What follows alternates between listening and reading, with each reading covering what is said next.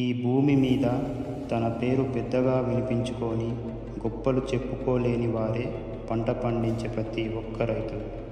చెయ్యి మట్టిలో పెట్టి భవిష్యత్తుని కూడా నాటేవాడు. విత్తనం వేస్తూ తన కలల్ని కూడా ఆ మట్టిలోనే దాచేస్తాడు. పంట పండితే సంతోషం ముందుగా తన కుటుంబానికి కాదు, ఈ దేశానికి. కానీ అదే పంట నష్టమైతే మొదటగా బాధపడేది తన కుటుంబమే.